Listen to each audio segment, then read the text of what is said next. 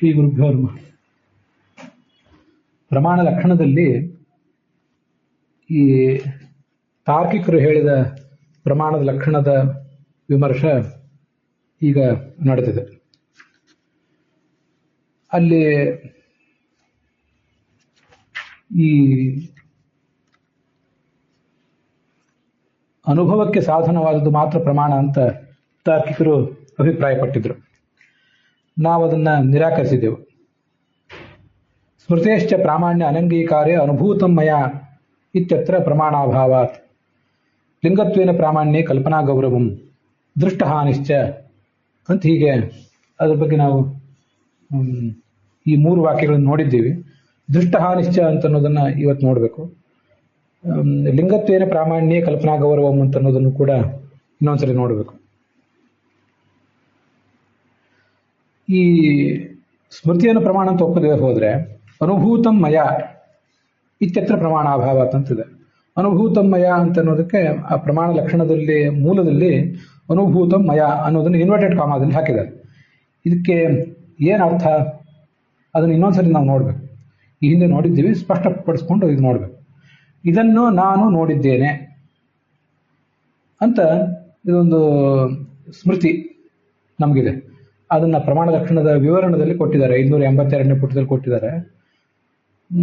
ಒಂದು ವಸ್ತುವಿನ ಅನುಭವ ನಮಗಿದೆ ಅಂತ ಸ್ಮೃತಿ ತಿಳಿಸ್ತದೆ. ಇಲ್ಲಿ ನೋಡಿ,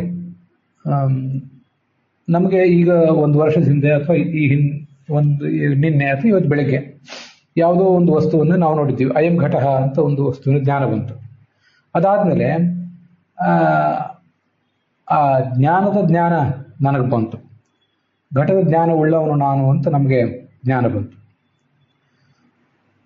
ಆ ಜ್ಞಾನ ಬಂದು ಅದು ಹೊರಟು ಹೋದ ಮೇಲೆ ಕಾಲಕ್ರಮೇಣ ಒಂದು ವರ್ಷದ ನಂತರವೋ ಅಥವಾ ಕೆಲವು ಗಂಟೆಗಳ ನಂತರವೋ ಇದನ್ನು ನಾನು ನೋಡಿದ್ದೇನೆ, ಈ ಹಿಂದೆ ನೋಡಿದ್ದೆ, ಆ ನೋಡಿದ್ರೆ ಸ್ಮರಣ ನನಗಿದೆ ಅಂತ ಹೀಗೆಲ್ಲರಿಗೂ ಕೂಡ ಸ್ಮರಣೆ ಬರ್ತದೆ. ಇದನ್ನು ನಾನು ನೋಡಿದ್ದೇನೆ, ಅದನ್ನು ಇನ್ವರ್ಟೆಡ್ ಕಾಮದಲ್ಲಿ ಹಾಕಿದ್ದಾರೆ, ಗಮನಿಸಿ. ಅಲ್ಲಿ ಇದನ್ನು ನಾನು ನೋಡಿದ್ದೇನೆ ಅನ್ನೋದು ಸ್ಮರಣದ ಆಕಾರ, ಸ್ಮರಣದ ಸ್ವರೂಪ ಹೇಗೆ ಬಂದಿದೆ ಅಂತ ಅನ್ನೋದನ್ನು ತೋರಿಸ್ತದೆ. ನೋಡಿದ್ದೇನೆ ಅಂತ ಅನ್ನೋದು ಏನಿದೆಯಲ್ಲ ಅದು ಅನುಭವವನ್ನು ತೋರಿಸ್ತದೆ. ಇದನ್ನು ಅಂತನ್ನೋದು ಆ ಘಟವನ್ನು ತೋರಿಸ್ತದೆ. ಎದುರಿಗೆ ಒಂದು ಘಟ ಇತ್ತು, ಆ ಘಟವನ್ನು ಜ್ಞಾನ ತೋರಿಸಿತ್ತು, ಅಂದರೆ ಅನುಭವ ತೋರಿಸಿತ್ತು. ಆ ಅನುಭವವನ್ನು ಸ್ಮರಣ ತೋರಿಸ್ತದೆ. ಹೀಗೆ ನಮಗೆ ಸ್ಮರಣ ಅಂತನ್ನೋದು ಆ ವಸ್ತುವಿನ ನಮಗೆ ಅನುಭವ ಇದೆ ಅಂತಲಿಕ್ಕೆ ಆಧಾರ ಇದೆ. ಸ್ಮೃತಿನೇ ಅಪ್ರಮಾಣ ಆದರೆ ಅನುಭವ ಬಂದಿದೆ ಅಂತ ಹೇಳಿಕ್ಕೆ ಏನೋ ಆಧಾರವೇ ಇಲ್ಲದಂತ ಆಗ್ತದೆ ಅಂತ ಅವ್ರು ಹೇಳಿದರು.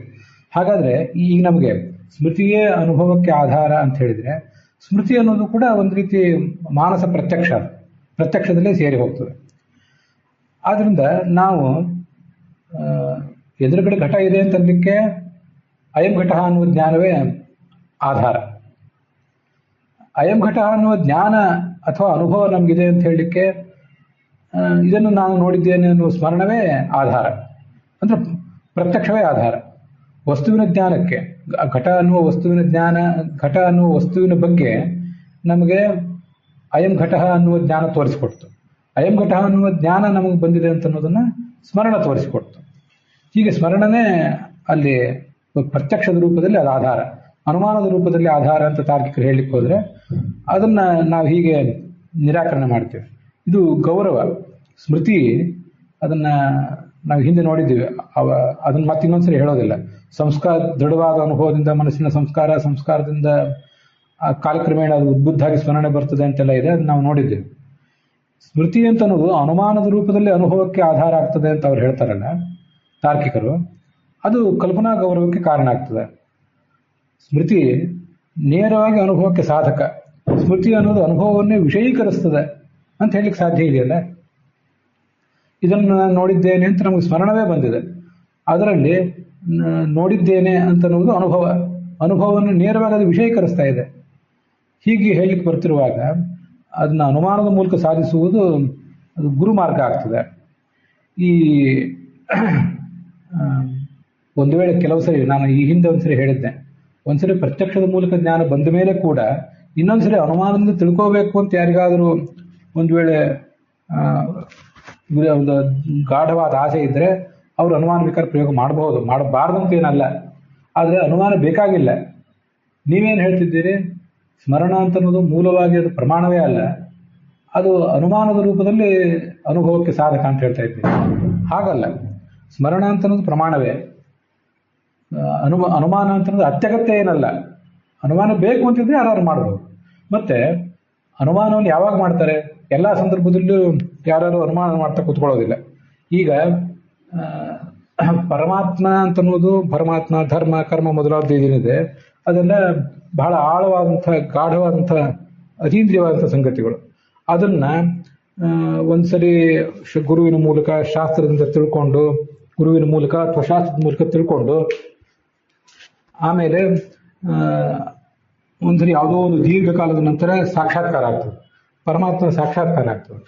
ಸಾಕ್ಷಾತ್ಕಾರ ಆದ ಮೇಲೆ ಕೂಡ, ಕಣ್ಣಾರೆ ನೋಡಿದ ಮೇಲೆ ಕೂಡ ಅದನ್ನ ಮತ್ತೆ ಯುಕ್ತಿಯಿಂದ ಯಾರಿಗಾರು ತಿಳ್ಕೊಳ್ಳುವ ಉತ್ಸಾಹ ಬರಬಹುದು. ಯಾಕೆಂದ್ರೆ ಅದು ಅತೀಂದ್ರಿಯವಾದಂತಹ ಸಂಗತಿ, ಅನೇಕ ಜನ್ಮಗಳಲ್ಲಿ ಉಳಿಯಬೇಕಾದದ್ದು. ಹಾಗಾಗಿ ಪ್ರತ್ಯಕ್ಷ ಕಂಡ ಮೇಲೆ ಕೂಡ ಅದನ್ನು ಮತ್ತೆ ಯಾರು ಅನುಮಾನದಿಂದ ತಿಳ್ಕೊಳ್ಳೋ ಪ್ರಯತ್ನ ಮಾಡಬಹುದು. ಆದರೆ ಕ್ಷುಲ್ಲಕವಾದ ಸಂಗತಿಗಳ ಬಗ್ಗೆ, ತೀರಾ ಸಾಮಾನ್ಯವಾದ ಸಂಗತಿಗಳ ಬಗ್ಗೆ ಯಾರು ಕೂಡ ಮತ್ತೆ ಪ್ರತ್ಯಕ್ಷದಿಂದ ಕಂಡ ಮೇಲೆ ಅನುಮಾನ ಮಾಡ್ತಾ ಕೂತ್ಕೊಳ್ಳೋದಿಲ್ಲ. ಅಯಂ ಘಟ ಜ್ಞಾನ ಬಂತು, ಎದುರುಗಡೆ ಘಟವನ್ನು ನೋಡಿದ್ವಿ. ಘಟ ಇದೆ ಅಂತಲಿಕ್ಕೆ ಏನು ಆಧಾರ ಅಂದರೆ ಪ್ರತ್ಯಕ್ಷವೇ ಆಧಾರ. ಅಯಂ ಘಟ ಅನ್ನುವ ಪ್ರತ್ಯಕ್ಷವೇ ಆಧಾರ. ಘಟ ಇದೆ ಅನ್ಲಿಕ್ಕೆ ಏನು ಆಧಾರ ಅಂದರೆ ಅನುಮಾನವೇ ಆಧಾರ ಅಂತ ಯಾರಾದ್ರು ಹೇಳ್ತಾರ? ದಿವಸ ಅದೇ ಘಟವನ್ನು ನೋಡ್ತಾ ಇದ್ವಿ. ಹೊಸ ಊರು, ಹೊಸ ಕಾಲ, ಹೊಸ ದೇಶ ಏನೂ ಅಲ್ಲ. ದಿವಸ ಅದೇ ನೀರು, ನಮ್ಮದೇ ಮನೆಯ ಒಂದು ಘಟ, ಅಲ್ಲೇ ನೀರು, ಇದನ್ನು ನೋಡ್ತಾ ಇದ್ವಿ. ಅದನ್ನು ನೋಡಿದಾಗ, ಅಷ್ಟು ಸ್ಪಷ್ಟವಾಗಿ ಒಂದು ಪ್ರಖರವಾದ ಬೆಳಕಿನಲ್ಲಿ ಅದನ್ನು ನೋಡಿದಾಗ, ಘಟಜ್ಞಾನ ಅಂತ ಅನ್ನೋದು ಪ್ರತ್ಯಕ್ಷದಿಂದ ಬಂದಮೇಲೆ ಅದನ್ನು ಮತ್ತೆ ಯಾರು ಅನುಮಾನದಿಂದ ತಿಳ್ಕೊಳ್ಳೋ ಪ್ರಯತ್ನ ಮಾಡ್ತಾರ? ಹಾಗೆ ಯಾರು ತಿಳ್ಕೊಳ್ಳೋ ಪ್ರಯತ್ನ ಮಾಡೋದಿಲ್ಲ. ಕೆಲವು ವಿಲಕ್ಷಣವಾದ ಸಂಗತಿಗಳ ಬಗ್ಗೆ ಮಾತ್ರ ಪ್ರತ್ಯಕ್ಷದಿಂದ ತಿಳಿದ ಮೇಲೆ ಕೂಡ ಅನುಮಾನದಿಂದ ತಿಳಿಯುವ ಪ್ರಯತ್ನ ಮಾಡ್ತಾರೆ. ಅದನ್ನ ದೃಷ್ಟ ಹಾನಿಶ್ಚಯ ಅಂತ ಹೇಳಿದ್ದಾರೆ. ಈ ಪ್ರತ್ಯಕ್ಷ ಅಂತ ಅನ್ನೋದು ಪ್ರಮಾಣ ಹೌದೋ ಅಲ್ಲ? ಪ್ರತ್ಯಕ್ಷ ಅಂತ ಅನ್ನೋದು ಪ್ರಮಾಣ ಹೌದು ಅಂತ ನಾವೆಲ್ಲರೂ ಕೂಡ ಒಪ್ಪೇ ಇರ್ತೀವಿ. ಈ ನಮ್ಮ ಎದುರಿಗಿರುವಂಥ ವಸ್ತುಗಳನ್ನು ಕೂಡ ಯಾರು ಅನುಮಾನ ಮಾಡ್ತಾ ಕೂತ್ಕೊಳ್ಳೋದಿಲ್ಲ. ದೃಷ್ಟ ಅಂದರೆ ಪ್ರತ್ಯಕ್ಷದ ಪ್ರಾಮಾಣ್ಯ ಅಂತ ಅನ್ನೋದು ದೃಷ್ಟ, ನಮಗೆಲ್ಲರಿಗೂ ಅನುಭವ ಸಿದ್ಧವಾಗಿದೆ. ಅದನ್ನ ಪ್ರಮಾಣ ಲಕ್ಷಣದ ಅನುವಾದದಲ್ಲಿ ಸರಳವಾಗಿ ಹೇಳಿದ್ದಾರೆ. ಹೀಗಾದರೆ ಪ್ರಮಾಣವೆಂದು ಸಿದ್ಧವಾದ ಪ್ರತ್ಯಕ್ಷವೂ ಪ್ರಮಾಣ ಅಲ್ಲ ಅಂತ ಆಗಬೇಕಾಗಿತ್ತು. ಘಟದ ಪ್ರತ್ಯಕ್ಷ, ಪಟದ ಪ್ರತ್ಯಕ್ಷ, ಜಲದ ಪ್ರತ್ಯಕ್ಷ ನಿತ್ಯ ನಾವು ನೋಡ್ತಾನೆ ಇರ್ತೀವಿ. ಇದೆಲ್ಲ ಪ್ರಮಾಣ ಅಂತ ಸಿದ್ಧವಾದ ಪ್ರತ್ಯಕ್ಷ. ಇದು ಕೂಡ ಪ್ರಮಾಣ ಅಲ್ಲ ಅಂತ ಆಗಬೇಕಾಗಿತ್ತು ಅಂತ ಅದನ್ನು ಹೇಳಿದ್ದಾರೆ. ದೃಷ್ಟ ಅಂದರೆ ನಾವೀಗ ಅನೇಕ ಬಾರಿ ಅನುಭವಿಸಿ, ಕಂಡು, ಮನವರಿಕೆ ಮಾಡಿಕೊಂಡಂತಹ ಸಂಗತಿ, ಅದು ದೃಷ್ಟ. ಏನು? ಘಟ ಪ್ರತ್ಯಕ್ಷ, ಜಲ ಪ್ರತ್ಯಕ್ಷ, ನಮ್ಮ ಮನೆಯ ಪ್ರತ್ಯಕ್ಷ, ಇವೆಲ್ಲ ಪ್ರತ್ಯಕ್ಷಗಳು. ಇದೆಲ್ಲ ಪ್ರಮಾಣ ಅಂತ ಸಿದ್ಧವಾಗಿದೆ, ಅದೇ ದೃಷ್ಟವಾದದ್ದು ಅದೇ ಸಂಗತಿ. ಅದನ್ನು ಹಾನಿ ಅಂದರೆ ಅದು ಕಳ್ಕೋಬೇಕಾಗಿತ್ತು, ಅದು ಪ್ರಮಾಣ ಅಲ್ಲ ಅಂತ ಹೇಳಬೇಕಾಗಿತ್ತು. ಅದನ್ನು ಕೂಡ ಆ ಪ್ರತ್ಯಕ್ಷದ ಪ್ರಮಾಣ ಅಲ್ಲ, ಘಟ, ಪಟ, ಜಲ, ಮನೆ, ಮಠ ಎಲ್ಲದ್ರ ಬಗ್ಗೆ ಕೂಡ ಅನುಮಾನ ಮಾಡ್ತೀವಿ ಅಂತ ಹೇಳಬೇಕಾಗ್ತದೆ. ಆದ್ದರಿಂದ ದೃಷ್ಟ ಹಾನಿ ಅನ್ನುವಂಥ ದೋಷ ಬರ್ತದೆ. ಆದ್ದರಿಂದ ಅದು ಸರಿಯಲ್ಲ. ನಾವು ಸ್ಮರಣವನ್ನು, ಅದು ಮಾನಸ ಪ್ರತ್ಯಕ್ಷದಲ್ಲೇ ಸೇರಿದ್ದು ಮಾನಸ ಪ್ರತ್ಯಕ್ಷ ಅಷ್ಟೇ, ಅದು ಅಂತ ಹೀಗೆ ಹೋಗಬೇಕು. ಅದು ನಾವು ಹಿಂದೆ ನೋಡಿದ ಅನುಭವವನ್ನು ತಿಳಿಸ್ತದೆ. ನಮ್ಗೆ ಸ್ಪಷ್ಟವಾಗಿ ನಮ್ಗೆಲ್ಲರಿಗೂ ನೆನಪಿದೆ. ನಾವು ಈ ವರ್ಷದ ಹಿಂದೆ ನೋಡಿದ್ದೆವು, ನಿನ್ನೆ ನೋಡಿದ್ದೆ, ಇವತ್ತು ಬೆಳಿಗ್ಗೆ ನೋಡಿದೆ ಅಂತ ಹೀಗೆಲ್ರಿಗೂ ಕೂಡ ಅನುಭವ ಬರ್ತದೆ. ಹೀಗೆಲ್ರಿಗೂ ಸ್ಮರಣೆ ಬರ್ತದೆ. ಸ್ಮರಣೆ ಅಂತನ್ನೋದು ಅನುಭವವನ್ನು ವಿಷಯೀಕರಿಸಿತು, ಅನುಭವ ಅಂತನ್ನೋದು ಘಟವನ್ನು ವಿಷಯೀಕರಿಸಿತು, ಘಟ, ಜಲ ಮೊದಲಾದದನ್ನು. ಆದ್ದರಿಂದ ಇಂಥ ಸಂದರ್ಭದಲ್ಲಿ ಯಾರು ಅನುಮಾನ ಮಾಡ್ತಾ ಕೂತ್ಕೊಳ್ಳೋದಿಲ್ಲ, ಅನುಮಾನದ ಅಗತ್ಯ ಇಲ್ಲ. ಆದ್ದರಿಂದ ಅನುಮಾನವನ್ನು ಇಲ್ಲಿ ಒಪ್ತೀವಿ ಅಂತ ಹೇಳೋದು ಗುರುಮಾರ್ಗ, ಅದು ವ್ಯರ್ಥ.